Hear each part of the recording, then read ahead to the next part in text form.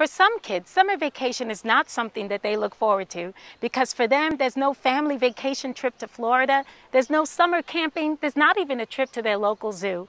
But there's one summer camp that's been around for over 90 years that's making sure every kid will have a summer they'll always remember.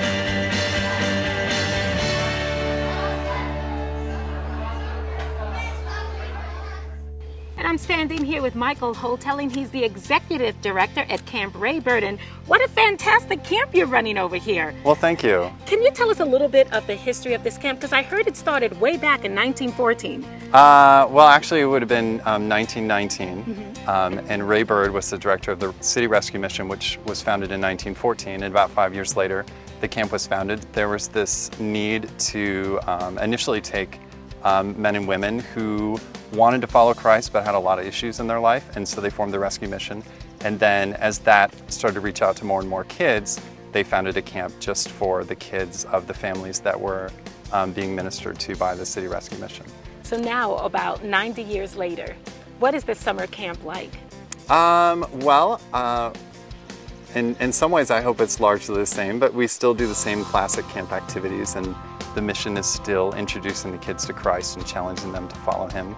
And it's a great place to teach them that, but also to demonstrate it to them as we interact with each other as staff and show love to them as our guests.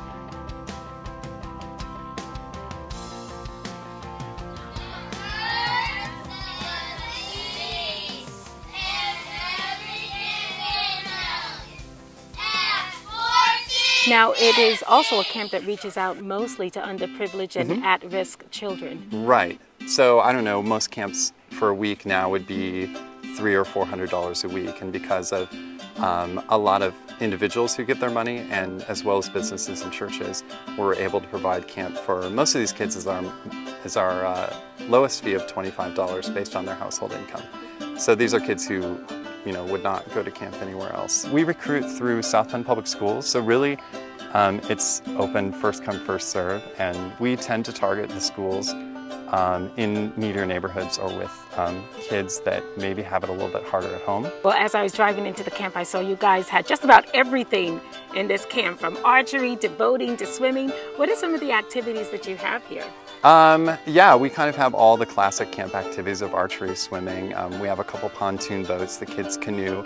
We have a go-kart track, and we have some low rope initiatives that some of the older kids will do to learn communication skills and team building.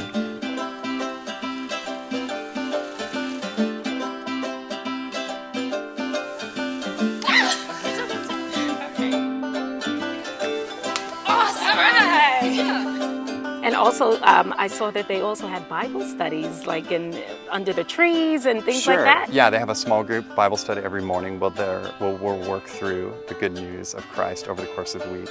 And I also saw the kids carrying flags around. What do the flags symbolize? Yeah, well, they have a flag for whatever cabin name they're staying in, and the cabin names change every year depending on our theme. A lot of the girls live right behind us here in these log cabins, which are somewhat luxurious compared to some of our locations. They have bathrooms and showers and all that. Because girls need that. Yes, and we have our yurt back behind us in the woods, as well as a rustic cabin, which is why we put our bathhouse back there. And the boys live in the covered wagons behind me, and they're kind of back in the woods, so the kids feel like they're really living in the back 40. Sure, boys love it though. Yeah, they do, they do. Now, you have them for a couple of weeks of the year. Overall, through their lifetime, what are you hoping that this camp will accomplish? Well, first we hope that they would understand God's love through Jesus Christ and commit their lives to following Him. So first we want them to know Christ, and then to be a committed follower of Christ in their life.